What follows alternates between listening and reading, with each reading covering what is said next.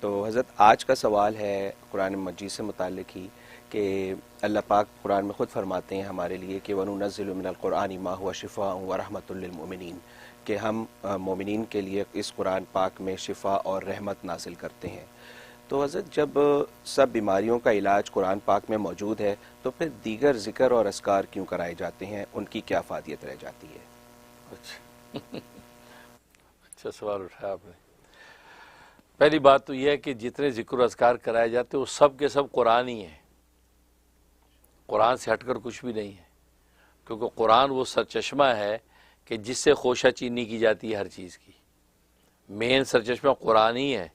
تو یہ جو کہا کہ شفا و رحمت للمومنین کہ قرآن کو ہم نے شفا، اور شفا سے شفا جسمانی بھی ہے، روحانی بھی ہے، ایمانی بھی ہے، سمانی بھی ہے، مادی بھی ہے، مانوی، ساری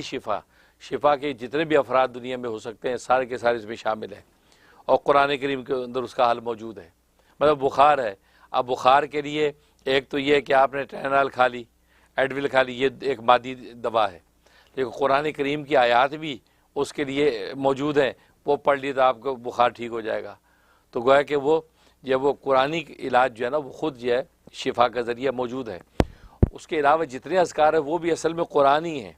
اسی سے ماخوذ ہے، وہ قرآن سے ہٹ کر نہیں ہے، اس لیے کہ قرآن دو ہیں، ایک قرآن مطلوب ہے، وہ قرآن جو تلاوت کیا جاتا ہے، اس کو وحی مطلوب بولتے ہیں،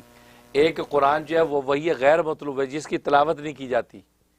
جیسے احادیث طیبہ میں جتنی دعائیں آتی ہیں یا جتنے ذکر اذکار، یہ گویا کہ وحی غیر مطلوب۔ تو گویا کہ دو قسمیں قرآن کے سامنے آ گئیں، ایک قرآن مطلوب جس کی تلاوت ہوتی ہے، ایک غیر مطلوب جس کی تلاوت نہیں ہوتی۔ اب نبی کریم صلی اللہ علیہ وسلم نے جو دعا بتا دی کہ یہ دعا پڑھ لو، ٹھیک ہے نا، بسم اللہ الذی لا یضر مع اسمہ شیء، یہ مسئلہ پڑھ لو، یا کیونکہ بہت سی دعائیں تو خود قرآن میں بھی موجود ہیں، تو وہ دعائیں بتا دی جو قرآن میں بظاہر نہیں ہیں، لیکن وہ بھی وہی سے ہی ہیں، کہ وہ بھی اللہ ہی نے نبی پاک کے قلب منور پہ اتاری ہیں، کیونکہ نبی پاک صلی اللہ علیہ وسلم نے خود اس بات کا جو ہے اظہار کیا ہے، اور اللہ نے اس بات کو واضح کیا ہے کہ بھی جو نبی یہ بولتے ہیں وہ وہی سے بولتے ہیں، وما ینطق عن الہویٰ ان ہوا الا وحی یوحیٰ، کہ یہ جو تمہارے نبی ہے کوئی بات اپنی خواہش سے نہیں بولتے، بلکہ جو بولتے وہی سے بولتے ہیں۔ تو لہذا قرآن بھی اسی زبان سے بول رہے ہیں، حدیث بھی اسی زبان سے بول رہے ہیں، تو معلوم ہے کہ دونوں کے دونوں وہی ہیں، ایک وہی مطلوب کہلاتی ہے، ایک غیر مطلوب کہلاتی ہے۔ اب وہی غیر مطلوب جو ہے اسی میں سے دیگر سارے ذکر و اذکار بنتے چلے جاتے ہیں، وہ سارے، تو ماخذ کیا نکلا؟ قرآن نکلا۔ تو وہ یہ کہنا کہ قرآن جو شفا ہے بالکل برحق ہے، لہذا دوسرے جتنے ہیں وہ سارے اسی کا ماخذ ہیں۔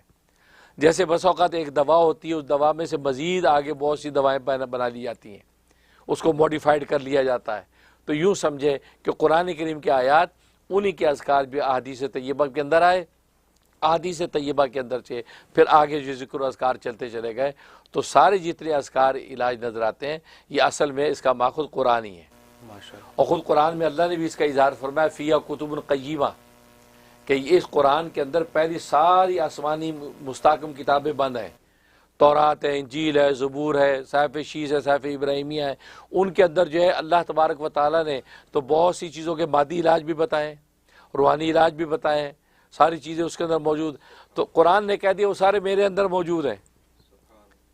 سب کے سب اس کے اندر موجود ہیں، تو گویا کہ کوئی چیز قرآن سے باہر نہیں ہے۔ تو آج دیگر ذکر اذکار بھی وہ بھی قرآن ہی کا حصہ ہیں، وہ وہی غیر مطلوب کے اندر داخل ہو کر وہ بھی شفا کا ذریعہ ہیں۔ لہذا مشائخ سلسلہ تجربات کرتے ہیں، اس تجربات کے نتیجے کے اندر جو ہے وہ آپ کو کبھی قرآن کی سیدھی سیدھی آیت بتا دیتے ہیں کہ یہ پڑھ لے بھائی، ٹھیک، اور کبھی کبھی حدیث کی دعا ہے، اس دعا کو بتا دیتے ہیں، کبھی اس سے ماخوذ اللہ کا کوئی ذکر ہے وہ ذکر آپ کو بتا دیتے ہیں۔ اب اسماء حسنی، قرآن نے کہا کہ اللہ کو پکارو، اسماء حسنی اللہ کے بہت ہیں، اللہ کے نام، اب اسماء حسنی سارے کے سارے قرآن میں نہیں ہیں، 99، اب 99 جو قرآن میں اسماء حسنی الگ موجود ہیں، اب ان کو کا ذکر تو قرآن نے کر دیا،